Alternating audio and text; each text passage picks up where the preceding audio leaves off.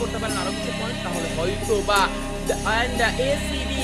আরো একটা দলের উপরে এবার দিবে হামলা। ম্যাকনারা এখানে আগে থেকে উপস্থিত ছিলেন, আলিশকে দেখতে পারবো নিচের দিকে আসেন একদিকে আলিশ একদিকে নকরি ট্র্যাপ জায়গা করে নিয়েছেন আলিশের এবার ব্যবহার ও ও ও অন্য রিভার্সটা এলিমিনেট হয়ে গিয়েছেন এবং এই ম্যাচ জাম্প করবেন এই তিনজন প্লেয়ারের উপরে র্যাপ হয়েছে উইল নক করা হবে নককে র্যাপকে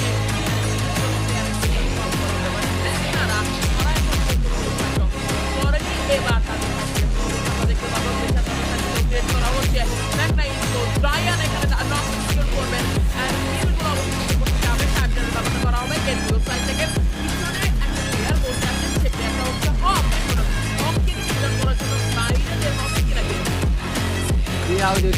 হীরা হচ্ছে কি মাত্র দেখতে পেলাম ইয়েনার বোর্ডে ইয়েনার হয়ে যেতে বেশ লাগবে